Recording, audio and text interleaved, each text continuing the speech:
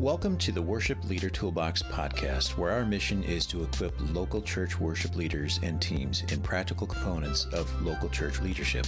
We'd be honored to have you share, rate, or subscribe. And if you have questions, we'd love to connect at worshipleadertoolbox.com. We're thrilled to have you listening to our podcast, and our prayer is that it's helpful to you and your ministry team. Let's head now to today's episode. Episode 112. We're talking about how worship leaders need to enlist the congregation. Now, Tim, are we talking about the Army or the Marines? Well, this actually is a little bit of recruiting, but non-militant recruiting. Okay. Worship leadership is not a one-man show. Well, in a scriptural understanding, it is about Jesus and Jesus alone.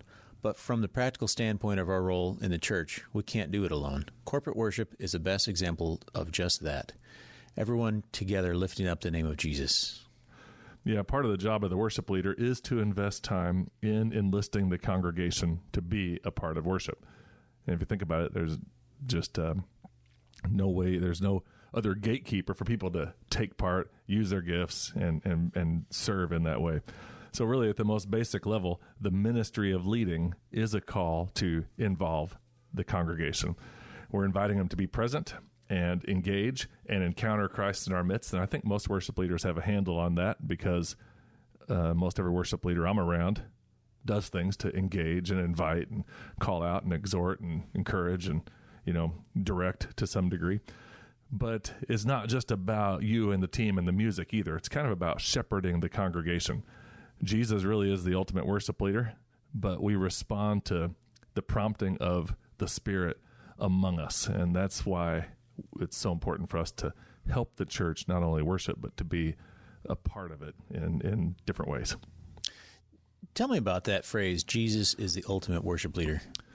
Well, I think we did a podcast on it once. And basically the gist is that the scriptures where it talks about Jesus as the one who is leading the church, the head of the church, and the one who is calling us and inhabiting the praise of God's people and is prompting, like I can't remember who it was, one of the old Greek philosophers or whoever it was, kind of turned the idea of the play and the stage and the actors around, and everybody after all these centuries has latched onto that it's not about the people on the stage, it's about the whole room.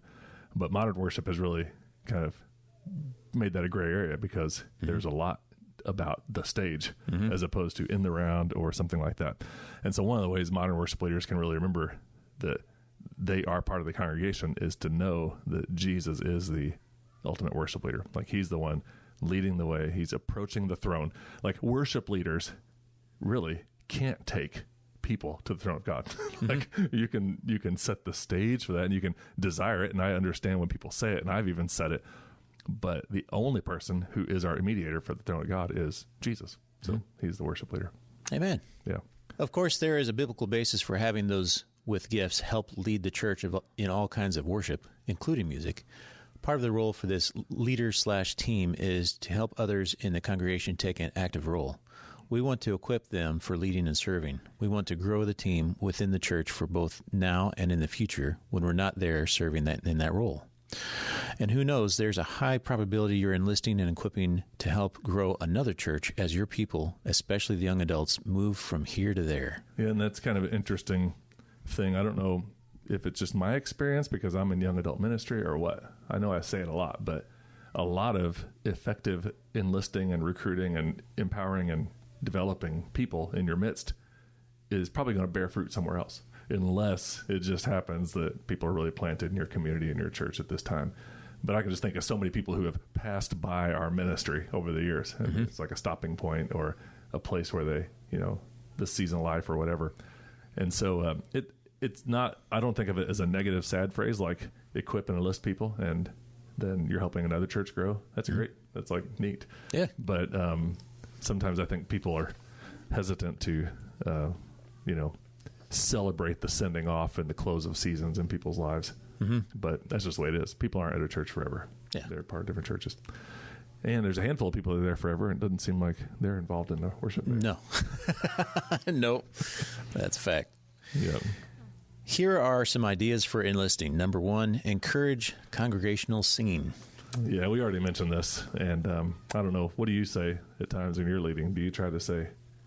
I know everybody pretty much says something along the lines of "Let's stand and sing." Yeah, but what else? What else do you say, or what else have you heard people say? Man, I'm actually kind of turned off by whenever the leader is having a lot of instruction. Do this, do that, do this. Raise. I kind of don't like that. I think you should encourage the audience in some way, but the direct training mindset. Mm-hmm. There's probably good times to train. Like sometimes I know I've mentioned before, 2 or 3 weeks before Easter, I'll say something like, "Hey, let's sing this song loud because we're going to sing it on Easter. Mm-hmm. I want to make sure everybody knows it." Oh, that's good. And so that's like that sometimes feels like a training day. Let's practice for Easter. There's a bunch of people here. We need everybody to sing loud. So. I have to qualify my statement. I do appreciate when a worship leader will say, "Hey, let me take a second, explain some things, some scriptural things and procedures and all that kind of stuff." That is perfectly fine. It's when you're in the midst of a song and you're like, raise your hands and shout and all this kind of stuff. That's, yeah. Everybody has their own take. Well, this idea here, our first one, encourage congregational singing. One thing that I heard from a guy who his name just escaped me for some weird reason. It's not written down here, but anyway, he does music mentor in the church and does a lot of training, and did a podcast with him. So I feel bad that I can't remember his name now, but his whole thing was that the only job of the worship band is to get the church to sing. Oh, wow. Like that's the goal. Mm-hmm. If they're not singing, then you need to change some things. Okay. And so that's what our list here under here is. I don't think we've ever had a bullet point list with 4 points under 1 point, because we could have just had points, but we only have 4, but one of them has 4 parts. Yeah, that's all right. 1A, 1B, 1C, 1D. So it fits good for you though, Dave, because if you get turned off by people saying, "Everybody sing, everybody shout, everybody raise their hands," these are some ways, this list here are some ways to make sure you're helping the congregation sing without necessarily training them or speaking about it. You're actually doing these things. Yeah. So here they are, and they're basically simple, but right keys. You have to have the right key for people to sing. Yeah. Because if you go with the recorded song key. What's the official range of congregations?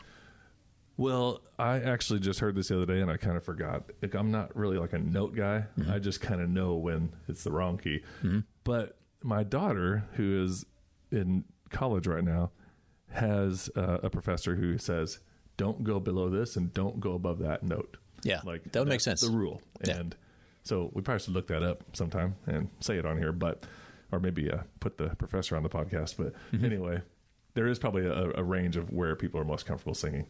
And you can have one outlier of a high note. A lot of songs do. But if the whole chorus is too high or the whole verse is too low, that's not good for people. But I do know that, well, you can go ahead, but I know a lot of songs are recorded in such a way that they were intended or written for, or at least first played at big events, like bigger churches, bigger congregations. The more people, the higher the key. That's just like a rule of thumb. The more people, the higher the key. That makes sense. If you got a small group, you can almost go down 2 notches. Everybody's happy with that because nobody wants to belt out with a small group. That's good to know. Mm-hmm. The context is important. So I've led worship at men's retreats.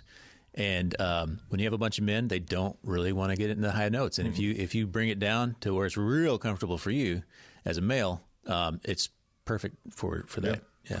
Oh, and they love that. I mean, guys' retreats are notorious for like the monotone low note. Mm-hmm.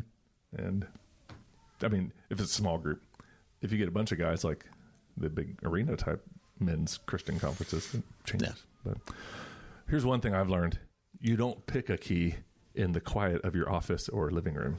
You have to pick the key while you're belting it out. Mm-hmm. So if you pick it out in your quiet living room, trying to be a little bit shy and quiet about it because other people are in the house or whatever, then you're going to get on stage. It's going to be way too low, no energy. Mm-hmm. So you have to run through it in a room where you feel comfortable belting it out. Mm-hmm. Either nobody's home or you go to the sanctuary. I can never choose a key in my office. Mm-hmm. Like that's just the way it is. Yeah. Sitting down, there's the volume isn't there. Yeah. Mm-hmm. And there's a bunch you can say, but if you have the right key, that helps people do it. That's a huge part of it.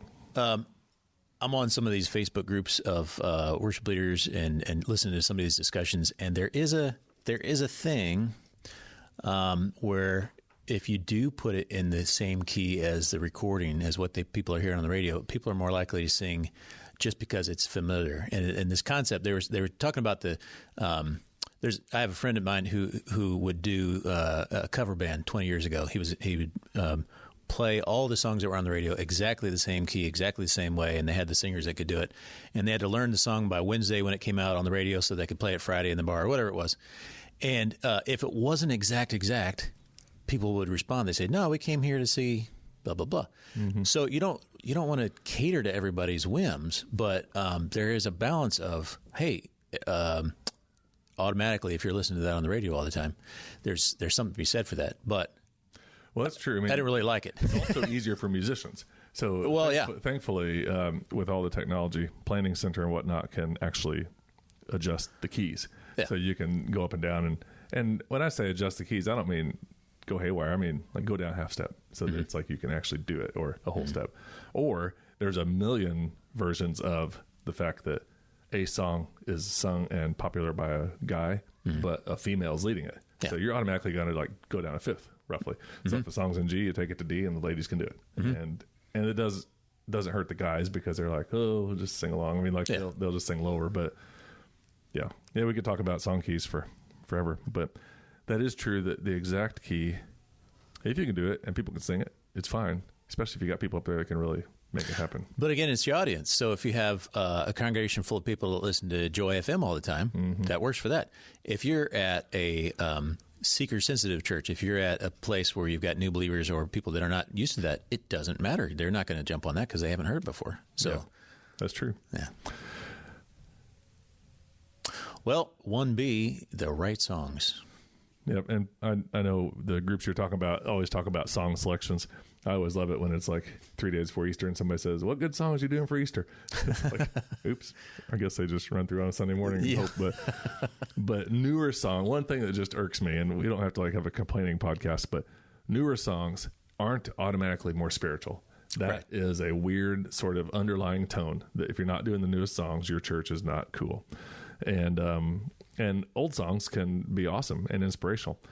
And the same goes for the old songs. You don't have to only do old songs. You can do a mix of both. And so worship is really just, a blend of those opportunities for people to do it. So there's a bunch of stuff about, as far as this focus on enlisting the congregation to sing, you can't do too many new ones at once.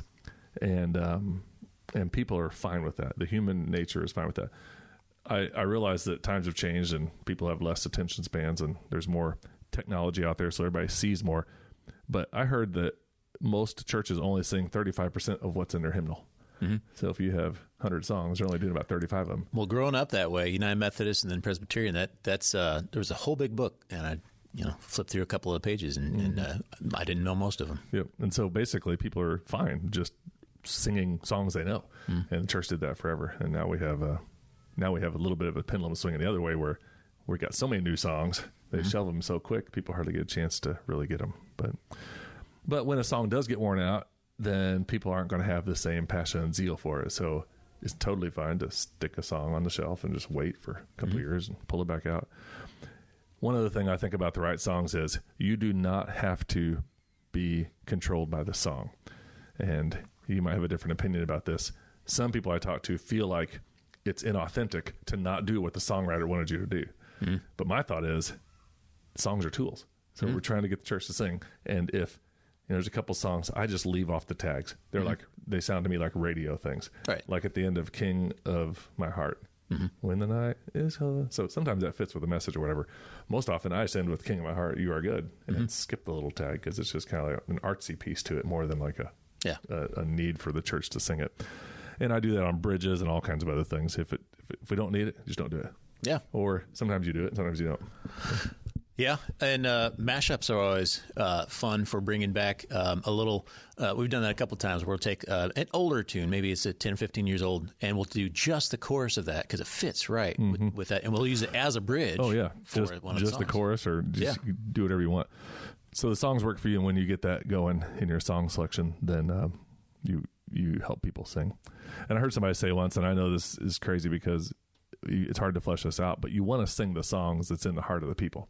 And you can usually gauge that by the scripture they're going to be hearing or some other aspect to the service. But also just looking out there at their eyeballs and being like, okay, they sang that. They needed to sing that. Yeah. So, 1C, right volume.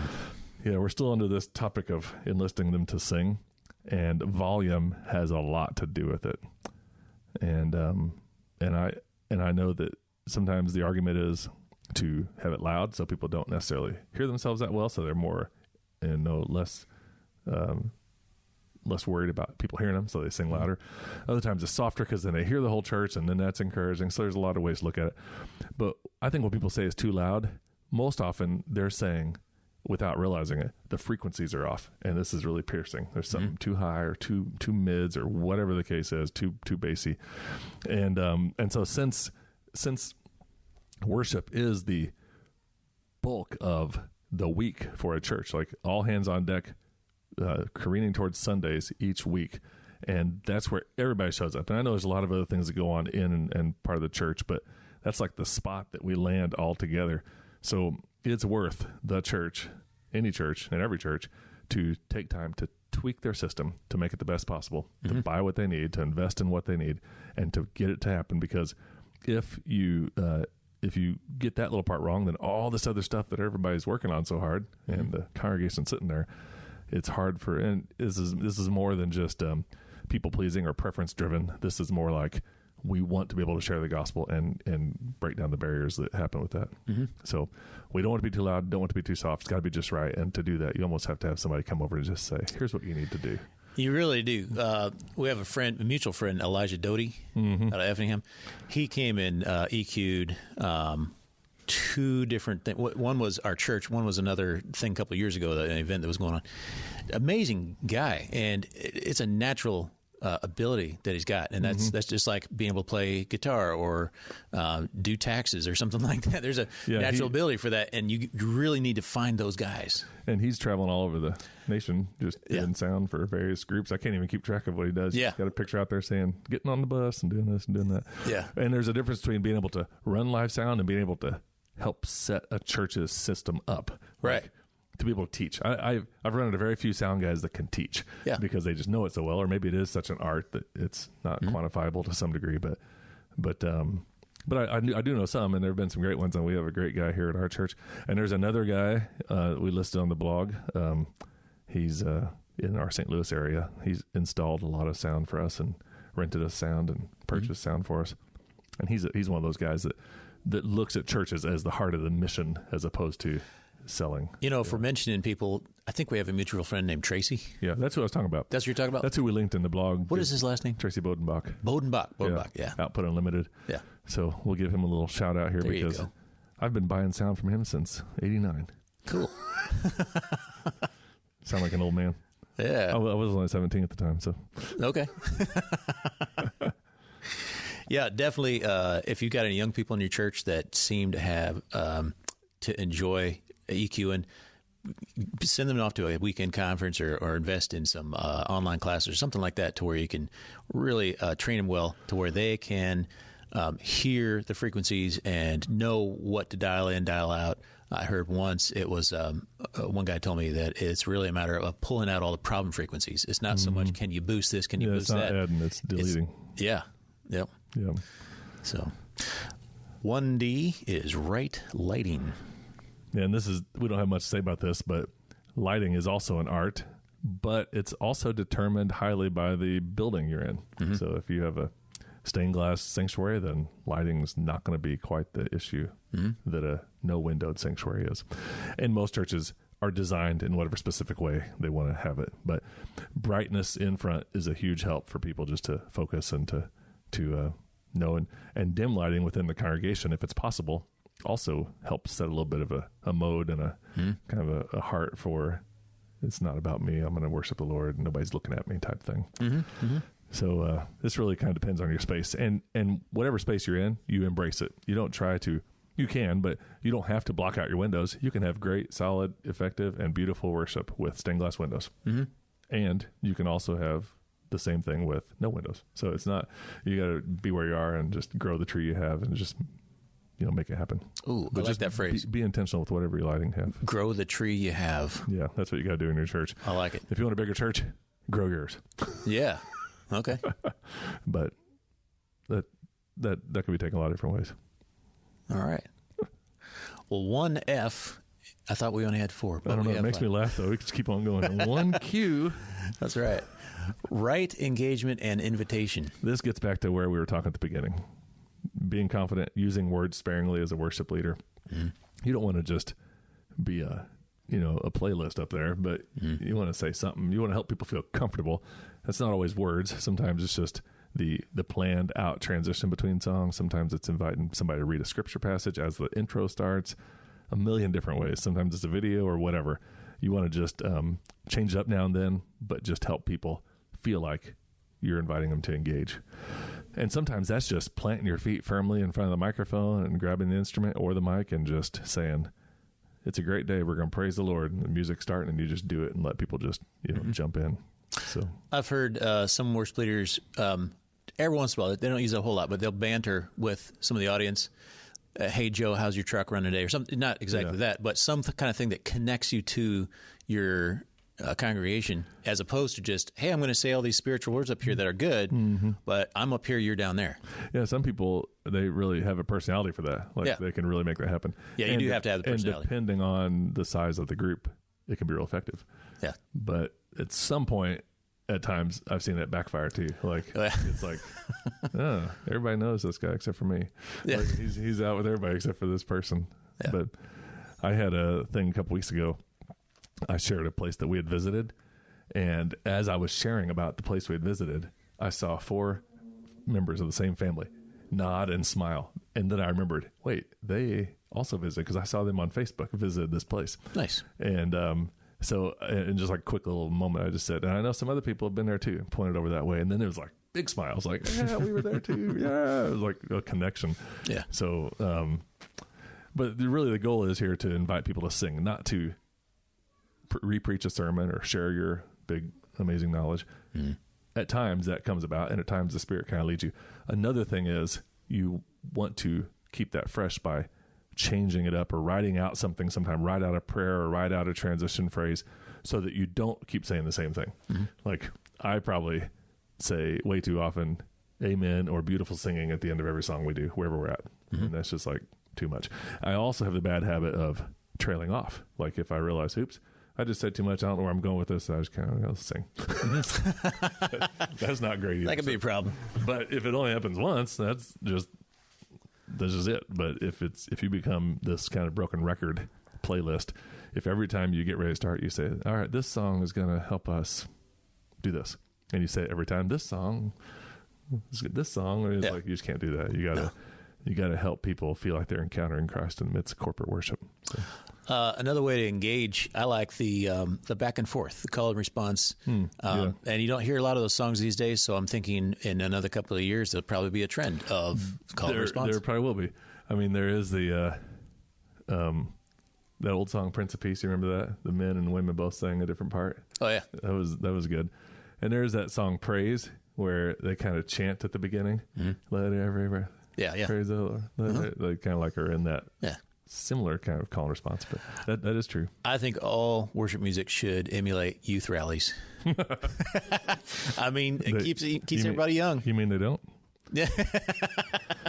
There's not many adult worship services have motions outside lifting their hands. That's right. But we need to have more motions. When you're at youth rallies, or if youth come up to sing with you for a song they learned at summer camp or whatever, then the adults will do it. Yeah, it's like refreshing.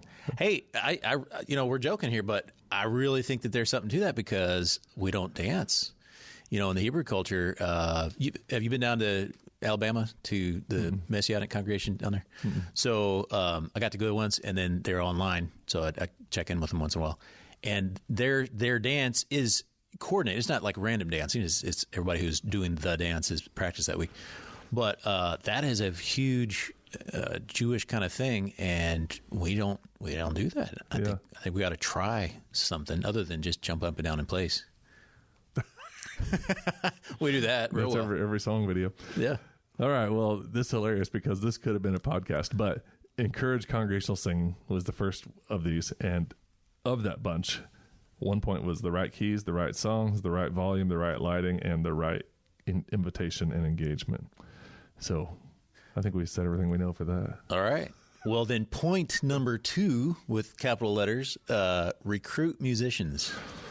Yeah, talking about enlisting people from the congregation. And one of the things the worship leader can do is figure out your own system for being able to uncover and discover people who play music in your church. You want to figure out how you are going to find musicians.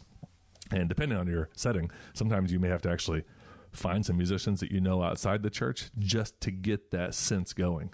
And so people can know, okay, there's opportunities to do music or drums or whatever. Mm-hmm. If you have a hole in the band, that's also an inspiration. Like, oh, no drummer, but there's a drum set there. Well, I kind of played drums in college. I could do that or whatever. So you got to figure out your system. My system is asking almost everybody I run into that's new at our church, are you a musician?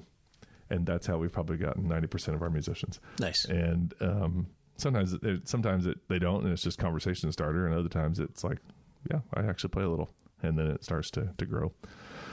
And there's a lot of other ways to enlist people. If you don't have what you think of as like the electric guitar player guy or the bass player guy, if your church is such that you just can pull together like a pop-up worship choir, just low commitment and like, hey, these are the songs. If you're interested, listen to them and get here an hour early. Yeah. Like we did that a couple weeks ago. That sounds great. It was really neat. Yeah. And so there's like 10 people that stood on stage and just sang along, a couple mics. It wasn't like individual mics. Yeah. But so yeah, there's a lot of ways to do it, but you definitely are going to have to ask people to be a part of your worship team. Like there's no way around it. You don't just put that stuff in the bulletin. You can, but the most fruit is going to come from asking. So right now I'm picturing, the pizza restaurants that'll have that guy standing up front with a big arrow flipping it around in circles. What if you had that at the church? Have a music sign or something, the guitar or something he's flipping around in circles. Yeah, hey, we need during a mission fair with all the ministry fairs. There you go. Every booth got a little dancing guy. There you go. Well, it's not easy. If you don't have musicians, if you don't have the core group going, it's very hard to attract other musicians. Yeah. So you kind of, maybe your first step is just to recruit a prayer team because it's going to be hard to find people if that's not the culture. If you get the culture going and you have a group of musicians, then you're going to attract others and that's going to grow. And then you have a whole host of other issues because the people who are there willingly out of love for the church and kind of duty are going to soon be overshadowed by people who are highly skilled musicians. And then you've got this weird dichotomy. It's hard to like navigate that sometimes, but you don't have to worry about that yet if you're just trying to get people. But even if you have a worship band, you always want to be looking for who's next. Number 3, develop musicians, which this is a place in my heart. I teach online, guitar, bass, ukulele, all kinds of things. And there is something to the joy of discovery of, wow, I just learned these 3 new chords and I'm playing this song or, whatever. So this is where my heart actually is. And I've been doing that in my own church with teaching bass to one of the guys that he's a full-grown adult. He's older than I am. And I taught him. And full-grown he's man can learn it. Full-grown man.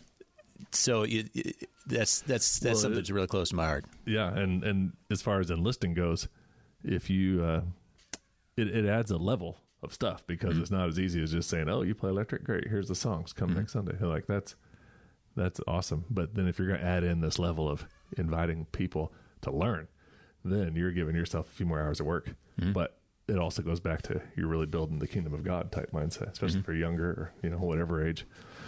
Jackson's church is doing a worship or acoustic guitar boot camp. I saw that advertisement. That sounds awesome. Charging people, which I think is smart because it helps people realize it's serious, but just a month of lessons basically. Yeah. And some individual, some group, whatever. And so church is doing that. I mean, church ought to be a place where musicians are developed and art is happening and creative stuff is going on. And it is true that you teach. So you should put that in the podcast notes. Okay. Here's my teaching link. All right. People can learn ukulele like in a heartbeat. Yeah. Like ukulele is pretty simple to learn. It is. Yeah. And if it's close to Christmas, because we've done a lot of guitar lessons around here at church over the years. I haven't done much recently, but near Christmas is when people, not like December 15th, but like around late September, October, people start thinking, well, it'd be awesome to play Christmas songs. Like, and they're so familiar. It's so easy to teach chords for Christmas songs. It is.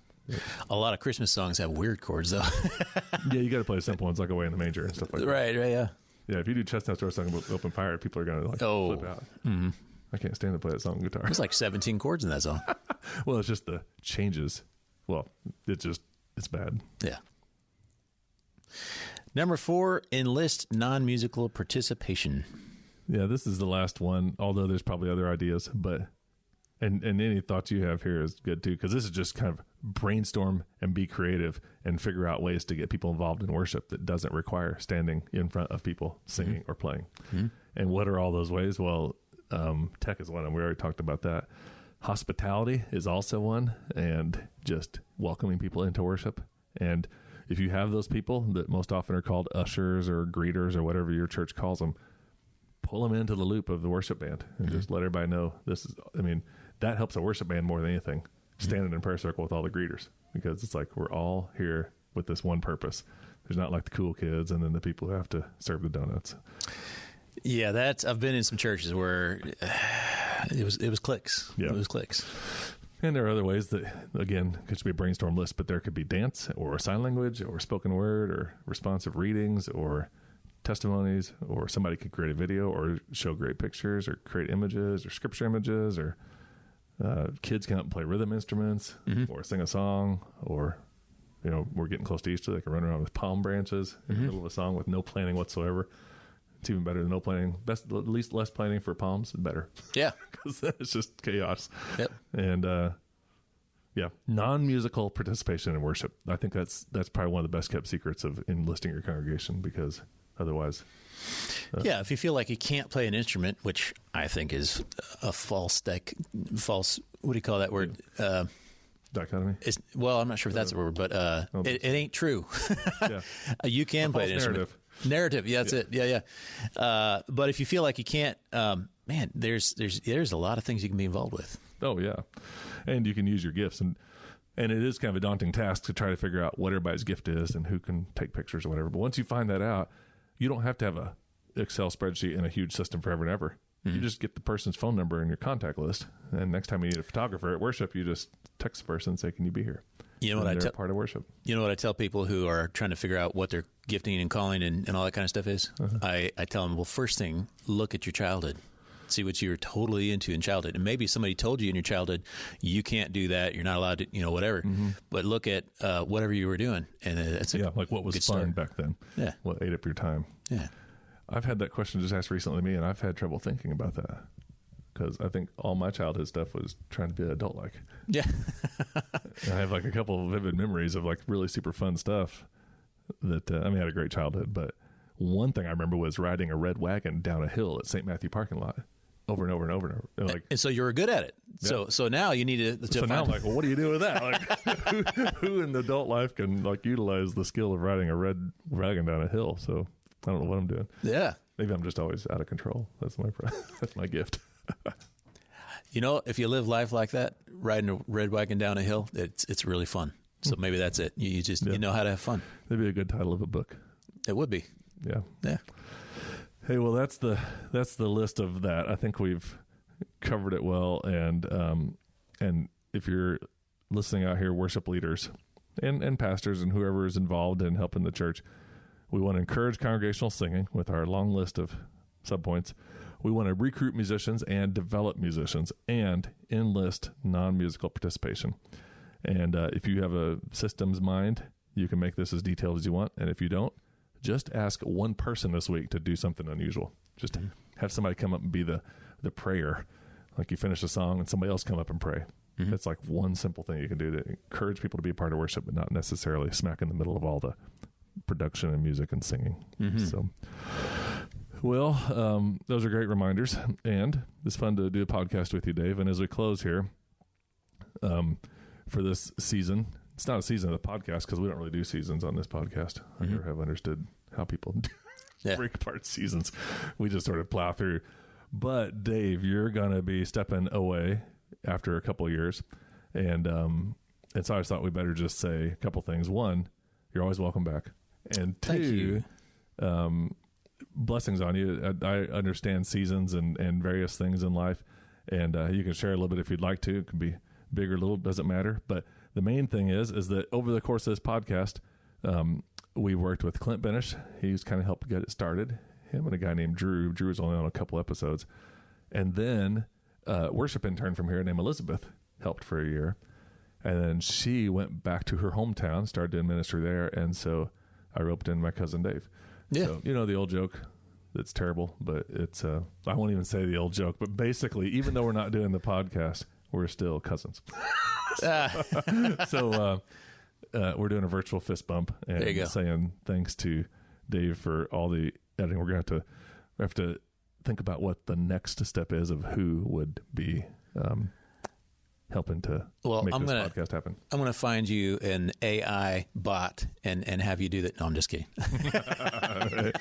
That'd be perfect. There you go. Anyway, Dave, any words you want to share? I hesitate to say parting words because I imagine one of these days you'll pop back in. Pop back in. But anything you just want to share or anything you want to say, and appreciate all you've done. Yeah, I just really enjoy being a part of this whole thing. This is if you've just heard the podcast and you don't know anything about Tim's ministry, I really enjoy Tim's entire ministry with all the different band things going on, the church camps and the youth rallies and his own work at the church and all that kind of stuff. This is a whole big package right here. So if you don't know anything about Harvest Ministry, do a Google search, do some research, come on out and see Tim. I really have appreciated being part of this big picture. Yep, it's been great. Okay, well, I guess you can edit this last one. You could put some kind of like sad music at the end. Oh, sure. But otherwise, thank you guys for listening. Thanks to everybody who's a part of this. Be sure to check out the worshipleadertoolbox.com and did I say worshipleadertoolbox.com? Yeah. And visit there. You can download a free resource we've put in the last few months about ways to grow your leadership. And there's a bunch of blog posts and other things you can just take a look at. And we'd love to have you do that.